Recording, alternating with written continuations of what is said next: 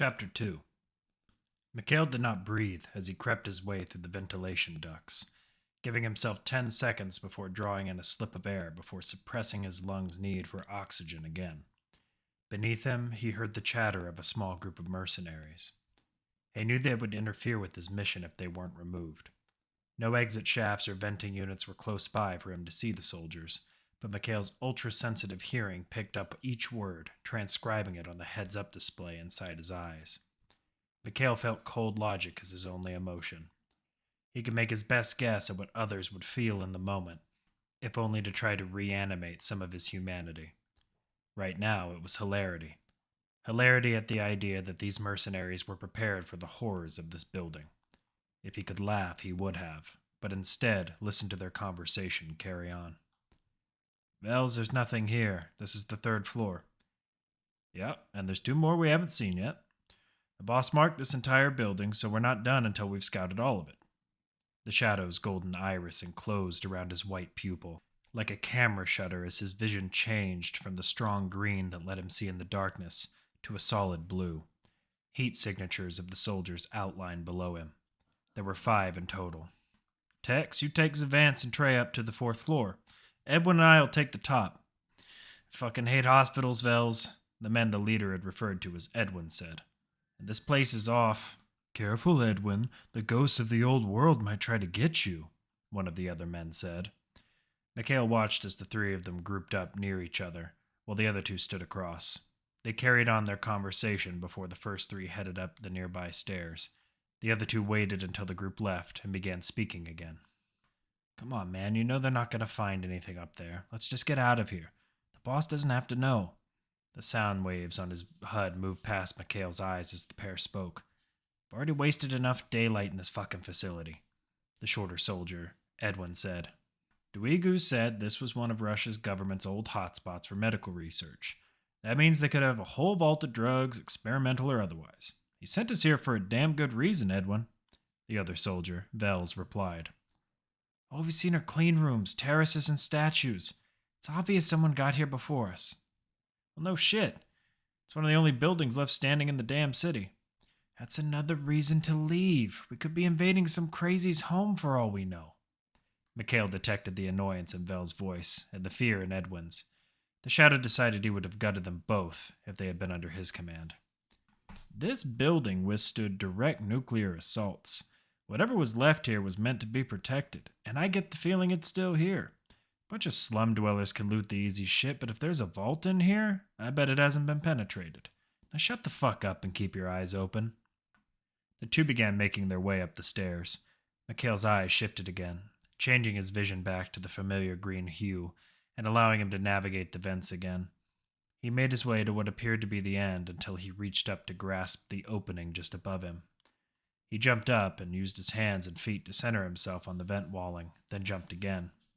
He continued this until he reached the horizontal venting that let him know he was at the 4th floor. This vent, however, was much smaller than the one he had been in before. That interested him. "Designed to stop infiltration." He ignored his thoughts and did not hesitate to continue through. His skin suit made it easy to navigate these tight spaces. On contact with metal, it became as slick as jelly, allowing him to slide with minimal effort. Crawling elbow over elbow, Mikhail followed the vent's straight route back to the mercs. He shifted his eyes again, and the 2 outlines of Vels and Edwin reappeared. "What kind of facility is this anyway, Vels? You said meds, right?" Edwin's outline sidestepped away from his leader and into what Mikhail thought to be another room as the outline darkened slightly. The ventilation system came to a T-junction. Mikhail squeezed his way right, following Edwin. "Thought it was just a regular hospital." Vels turned as he recognized that his partner had stopped following him. "Where'd you get off to, Ed?" he said into his comm, wondering if it had malfunctioned. "Side room from the hallway. Vels, these look like cages." Mikhail started picking up minor heat signatures in various parts of the room.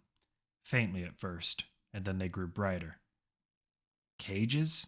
Vels asked as he moved beside Edwin. "Yeah, rabbits maybe? These things are too small for anything more," Edwin explained.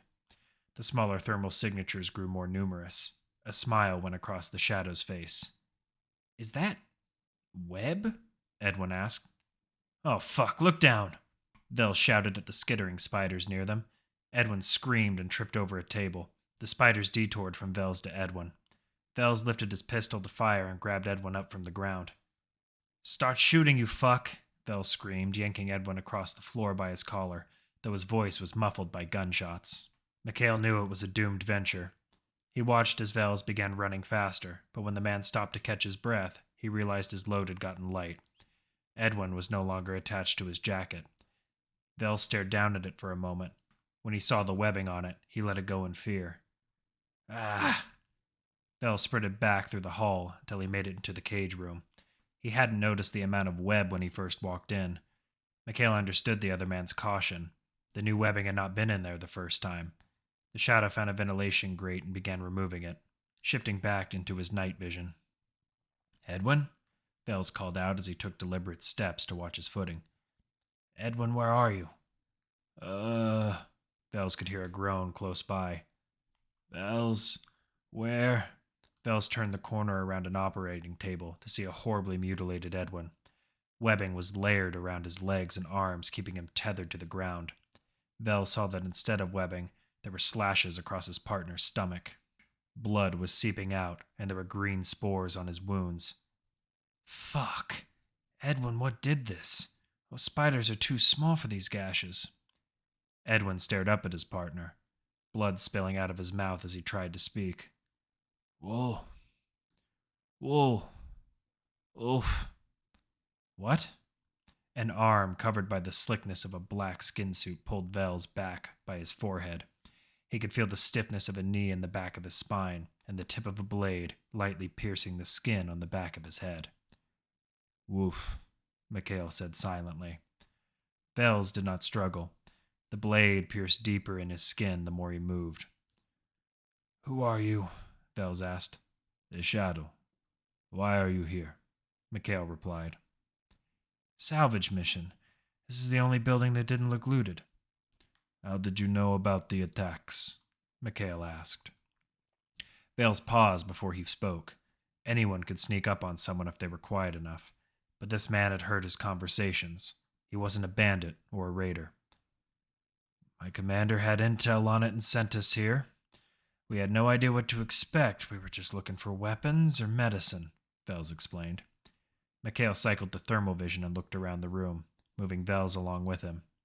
Heat signatures began showing up again. "Running out of time. This base is an affliction.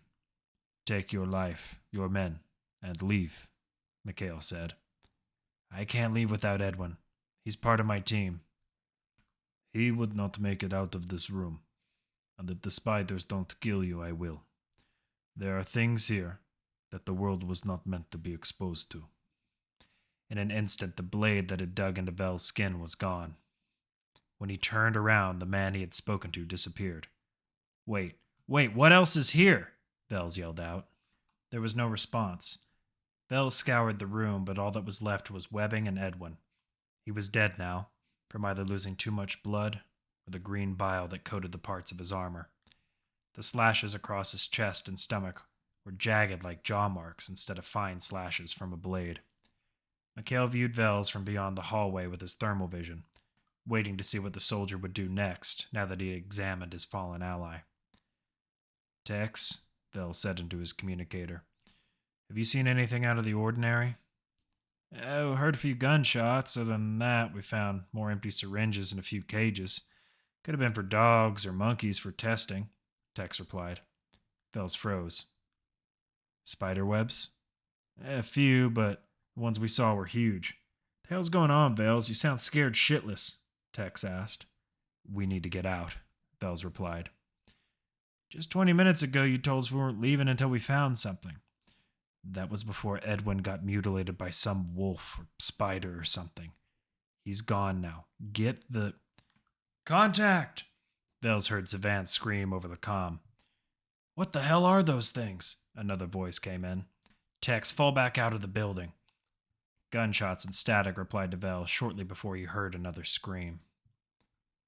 Locked in a storage closet, Mikhail sat cross-legged and attempted to meditate as he heard the screams over the communications channel he had hacked.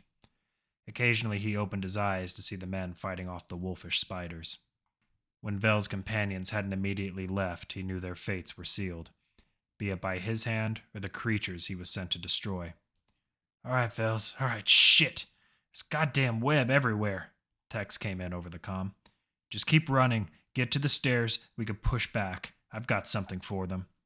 Mikhail's head twitched to the left. Vel's heat signature silhouette ran past the Shadow's closet down the hallway. He scanned the floor below to see two men firing behind a doorway opposite of each other. "Just waiting on you, Vels," yelled out a voice Mikhail hadn't heard yet. Vel's heat signature reappeared alongside his team, though the Shadow now noticed a smaller, circular heat signature in the man's hand. "Get down the stairs," Vels yelled as his team complied. "Whoever you are out there, good luck." It came with spite, perhaps anointed with pity, as the man launched the sphere into the air and ran for the stairway. For an instant, the many wolf-sized heat signatures rushing the stairway froze, entranced by the light. Mikhail watched as it brilliantly expanded and illuminated into splashes of fire. The creatures that didn't run away were consumed by the grenade's wrath. Mikhail kicked open the closet door and stood. As he made his way out of the room and down the hall, he could make out the faint signatures of the three men running out of the entrance. The hallway was still ablaze when Mikhail approached. It was so bright he let his eyes revert to their normal vision. The grenade had more than napalm from the extent of the damage. The metal walls were slowly disintegrating. He analyzed the material and understood that this could not be napalm, but some molten spray projectile. Mikhail rarely felt emotion, but there was guilt tugging away at him for now letting the mercenary live. This technology was new to him and could be indicative of a facility like this. "Duigu," he said to himself.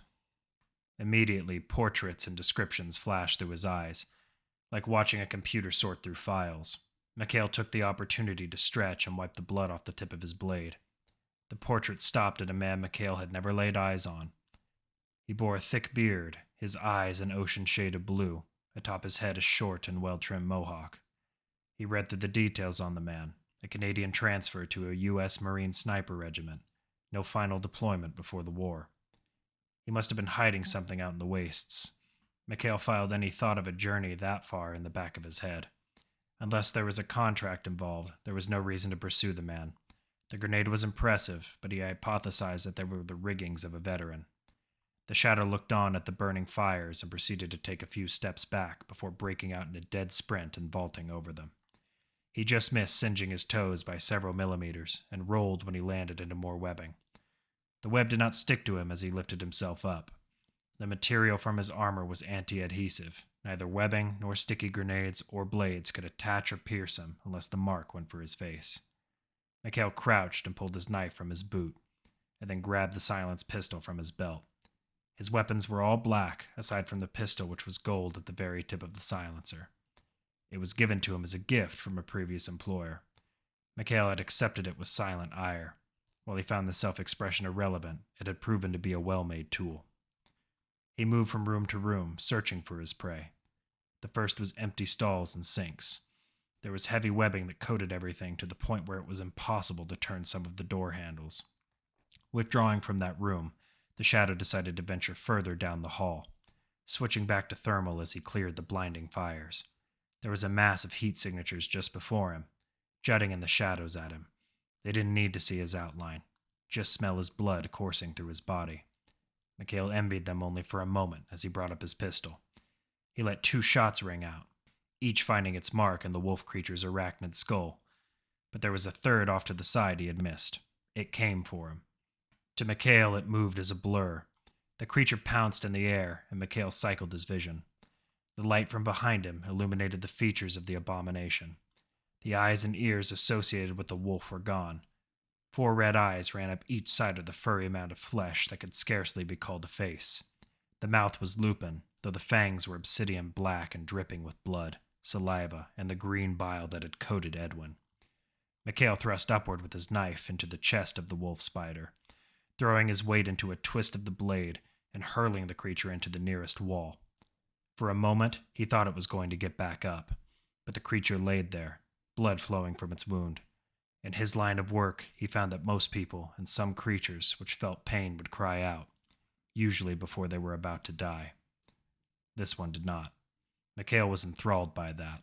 He watched as the creature's mouth opened and closed. No cries, just the falling of spittle and blood, and the sound of gnashing teeth. It could not howl. For a moment, his memories overtook him. He was in a similar position, not unlike the wolf. Blood gushing from the wounds of an ice pick, harsh snow falling upon his naked body, and with every outburst of pain another lash fell hot upon his back, until he could no longer howl. Mikhail brought up his pistol and ended the beast's life with a single shot, and sparing it a final glance before moving on. He saw no more heat signatures until he rounded the corner at the end of the hall. It was off in a side room. The creature was far more bulbous than the pack he'd just faced. He assumed it must be the broodmother. The database behind his eyes started flowing past him again until a waypoint appeared ahead of him, followed by his primary objective: collect and erase the Karatov data. Secondary objective: eliminate project threat. Optional objective: destroy medical facility.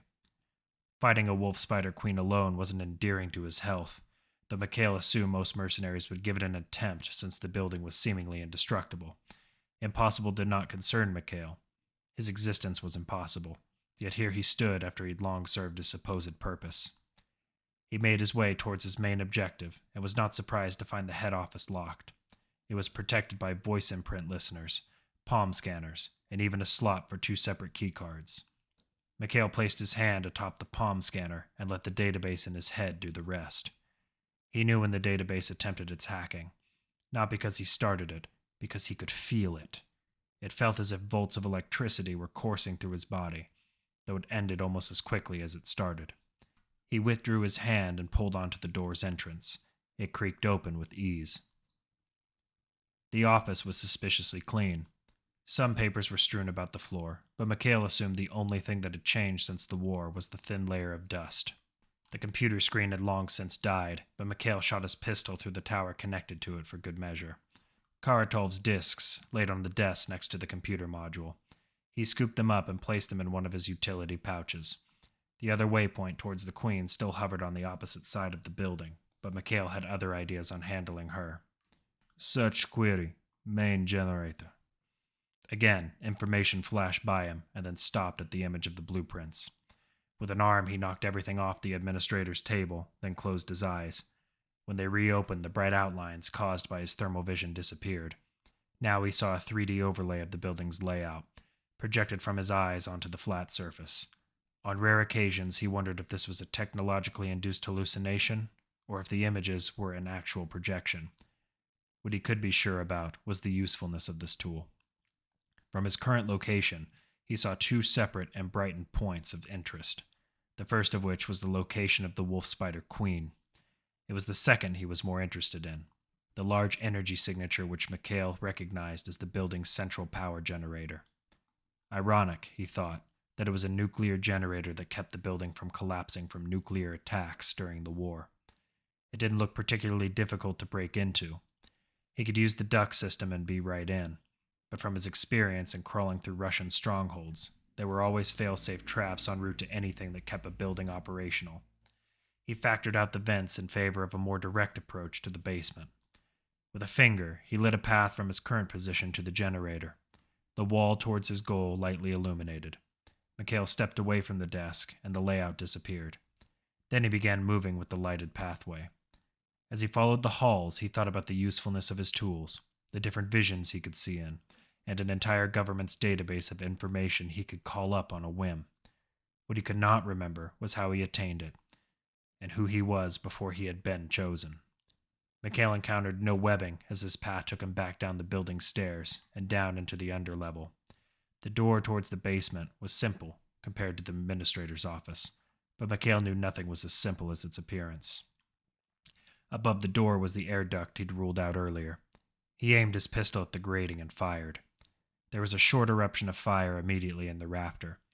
It had been flooded with gas as he had predicted. He analyzed the trace elements from the air. Paralytics and methane, likely a twofold combination to freeze an assailant and then destroy their body with fire. As the flames died out, Mikhail reached into his belt and pulled out a rebreather. He strapped it around his face.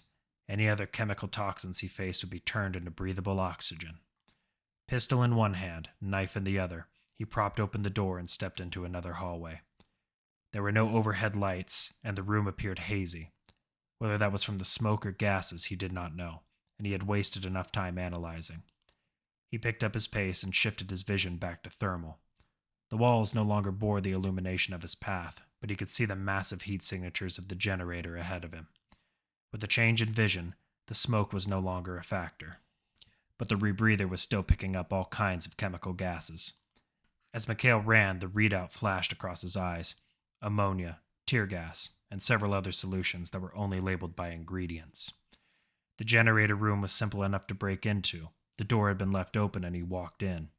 The room itself was rather dark aside from the green lights flashing on a nearby console. The Shadow approached the console and placed one hand on the keyboard. Again, he let the database control, causing the shock through his body. He could feel the temperature of the room rise as the database increased the power the reactor was generating. When the database released control, Mikhail sprinted towards the door. Lights and alarms began blaring now in the reactor room. He ran until he made it back into the main foyer, but just before the entrance to the medical facility was something he could not predict. 3 men stood ahead of him, each carrying large rifles aimed at his head and chest. All the while, the counter to the reactor kept clicking at the side of his vision, counting down the limited time he had before the building would erupt. "All right, Shadow, now it's your turn to answer my questions," Vels said. Mikhail had no time. "I gave you a chance." With his knife in his left hand, he leapt in a forward roll and reached for his pistol. The 3 men rained fire down on his former position, but they could not keep up with Mikhail's reflexes. The Shadow came up from his roll towards Vels, thrusting the blade into the man's thigh.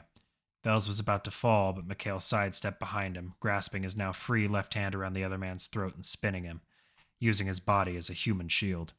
In that same instant, he had already lifted his pistol, delivering a fatal headshot to one of Vels's companions. The other had not been hesitant to shoot his CO. Mikhail felt the impact from shotgun ammo ripping into his shield, and he let go of Vels's throat and pushed his body into the final soldier. While he was off balance, Mikhail lifted his pistol and fired an accurate round into the man's eye, putting him down. The counter for the self-destruct sequence was still rapidly deteriorating, and the alarms were more audible than before. But Mikhail slowly trod over to Vels's fallen body, intrigued. He'd given him a chance to live, yet the man was either courageous in his orders or stupid enough to follow this Duigu to death. He retrieved his blade from the man's thigh and then rummaged through his pockets. He found ammo and then a keycard. Mikhail froze. At first, he thought the gas had made it through the rebreather. Then, his mind went black. Snow. All around him lay fresh snow, soiled with splashes of blood, that gave this white world color. Bodies of twitching or dead men lay around him. He was last in this twisted proving game. The man in front of him had his hands tied behind his back. He was to beat the guard armed with a club or die. He tried to break into a sprint and slam into the guard, but the solid wood met the man's kneecaps first. He cried out and fell to the ground. Mikhail watched as the guard distributed the same horrifying execution as he had done to the others. And now it was Koslov's turn. Evil intent was written on the executioner's face, and splotched with splatters of blood. Mikhail was frozen from head to toe, but he was not afraid. Afraid was an emotion he couldn't even put in his mind after the horrors he had seen. He stood, face blank, emotionless. The guard yelled something at him. He stared back at the guard with deadened eyes. Again, the guard shouted. Instead of responding, Mikhail surveyed his surroundings. They were inside a complex or prison from the look of the walls. He could hear the guards sound off his final warning, so Mikhail turned his head back around to the red-faced assailant, now stomping towards him. The gift of being last in line for this game was that Mikhail had plenty of time to loosen his restraints. He noticed the rope around his wrists was tight, but not tight enough to where he could not move them. While the other, stupider subjects met death head-on, Mikhail chuckled to himself as he felt the ropes fall from his cold, shrunken wrists. The guard went to take his head off with a heavy swing, but Mikhail ducked, catching his opponent off balance. Mikhail threw a left hook that knocked the guard to the ground. and then he pounced on top of him, delivering another jab with his right fist. The club fell limp from the guard's hand. Mikhail took in the fallen man's expressions: terror, pain, confusion. He knew the question pulsing through the man's mind. How did an unarmed prisoner get the best of me? Mikhail reached for the club and stood, putting one of his feet square in the middle of the guard's chest. He lifted the weapon high above his head. As he did, he saw armed men rushing from one of the compound's many doors, key cards for the exits and weapons in hand. Before they could reach him, Mikhail brought down the club with speed, repeatedly. When Mikhail finally stopped and went to look at what was left of the guard's skull, the blackness took him again. Mikhail was back, kneeling next to Vel's body again, the keycard still in his hand. The radiation had risen to lethal levels during his vision. The effects had not hit him yet, so he took off towards the door. It was now the explosion that worried him. He could feel the strain in his shins as he leaped up the stairs to the entrance, but the pain was irrelevant. Survival pushed him forward. His radiation counter staggered upwards in number as he reached the top. He lifted his pistol and shot a round through the glass door and ran through. Then the building exploded. Thinking about the past was something Nyala didn't do too well. She punched up the coordinates to a nearby helicopter pad and let the hellchopper take control. It was a feature she rarely used in the presence of others.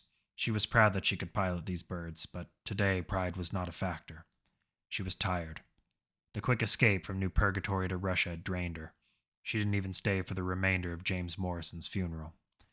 Nyala pulled her helmet off, revealing her long, curly hair and deep brown eyes, and plopped onto the passenger seat. She knew what Brandon had been doing for 10 years. She had counted on it, and so had the old man. It bothered her that Brandon was more on point than she realized. When had he figured out that this was all a ruse created by Jack?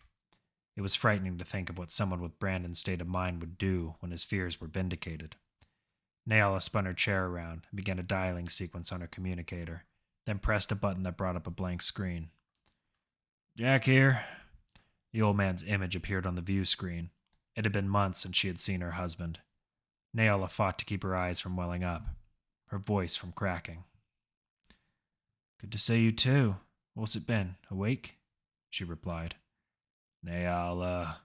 He didn't say anything for a few moments. "So, you finally went and saw him?" Jack's reply was cold. She half expected a "how are you?" She sighed and shook her head. She knew better. She started. "Beyond expectation?" "He's sharper than before, but it's almost to the point of paranoia. We fucked him up. I have questions about him remaining stable under fire." "Got violent with you, did he?" "For fuck's sake, Jack, if you already know, then why am I checking in?" "All right. What about his base?" "Well hidden, in northern Siberia like you expected. I had to hack my own security databases to get the schematics on the exact location. Here's a group, around 30, ex-military, male and female, all backgrounds. Every one of them loyal, and they all have the same story." Nyala paused, waiting for him to give her the answer he already knew, which was on the tip of her tongue. "Which is?" Jack asked. She responded by flinging her helmet across the cockpit. He was doing this on purpose. "He's invested in each one. He saved their lives, mostly at the risk of his own. Fearless, accountable, responsible. That's what you wanted from him 10 years ago, right?" she asked angrily. "You need to let go of this right now, Naya. Made him stronger, didn't it?" Jack asked. "I'm afraid that it's eaten him alive. That we've made his soul obsessed with the losses we had. He thinks it was all his fault," Nyala said. "You are what's eating him alive. Our mission is what's keeping him alive." Nyala hung her head. She knew her husband wasn't a stranger to the affection Brandon had for her. In the old days, he had caught them kissing intimately. That had been far before their last mission. "Stop, Jack. You made me be the one who had to lie. I told him you fell off the grid and he didn't buy it. But he did direct his anger at me." "Sounds familiar." She stopped as he said that, and thought about ripping her earpiece out. "Where's he got you?" Jack continued. Naola breathed in and out, reassuming control over her emotions, smoothing out her voice. I'm in Vladivostok's ruins. His men are pilfering an old hospital for medical supplies, but I don't know much about it. I'm waiting on their signal. An alarm began blaring from the front console, but Naola didn't need the alarms to tell her what she could feel in her stomach. The chopper was moving. What the hell was that? Jack yelled from the view screen. Naola ignored him and shifted chairs to the controls. She assumed the landing pad must have taken structural damage, though when she looked up through the cockpit, the truth became apparent. Naola, goddammit, answer me. Are you all right? She couldn't hear him past her own fear. The explosion was beyond her words. It was a mushroom cloud, like during the war. It was bright, but far enough away to not be blinding. Its sheer size and booming roar made her want to cry out as a child would.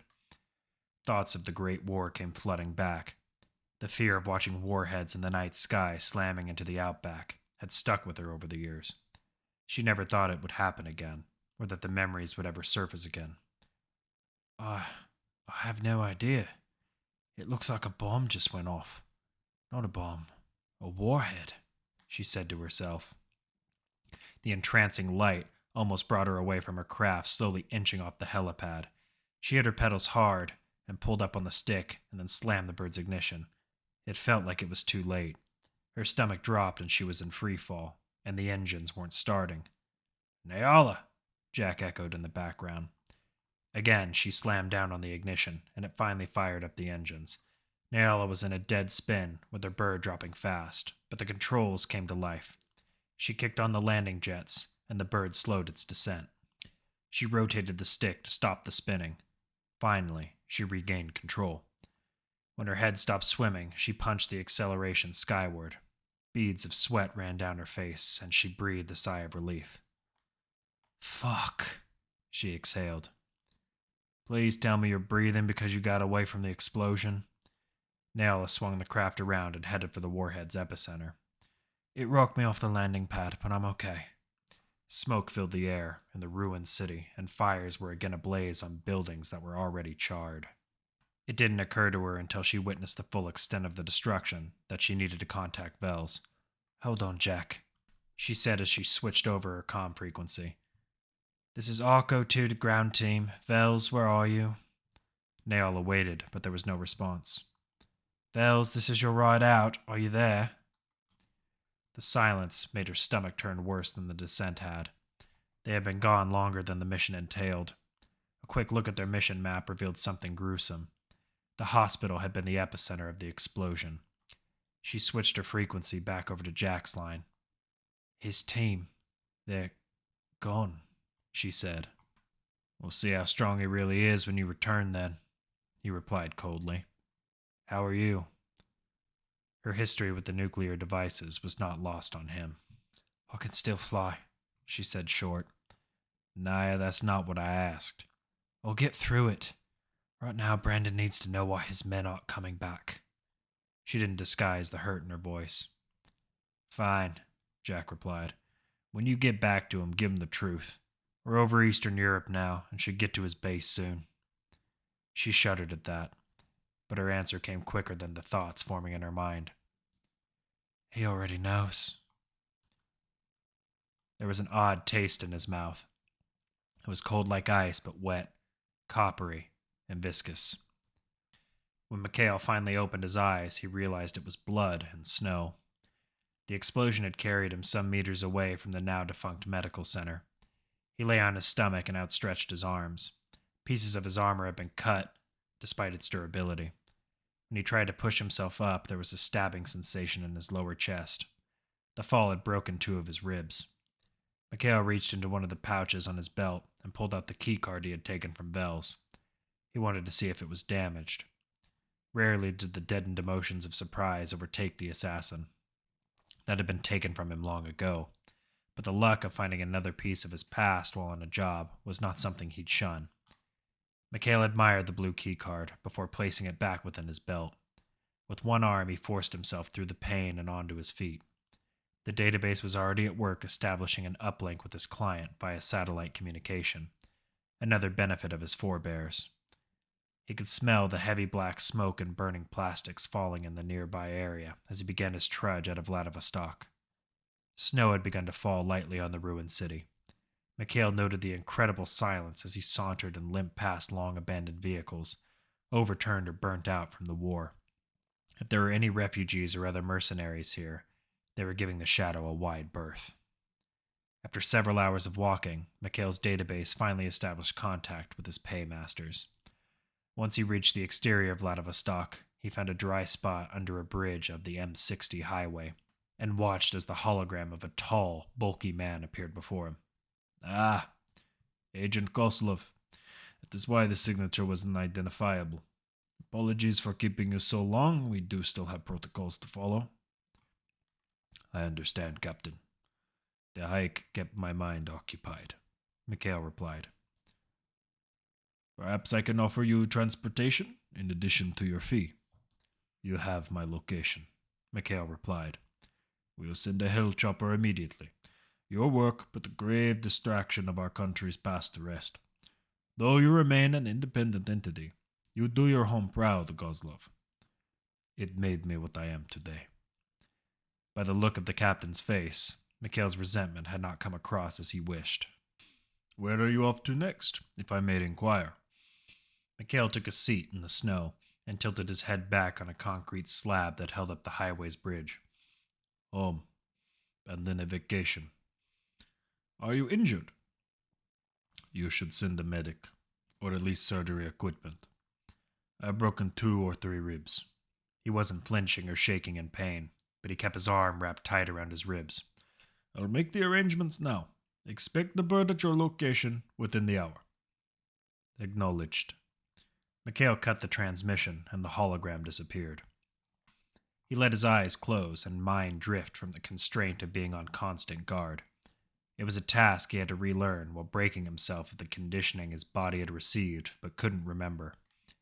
While being ever alert and hyper-focused had its advantages in combat, or sneaking around vents, the Shadow also knew he needed rest. He poured through his database until he found classical music.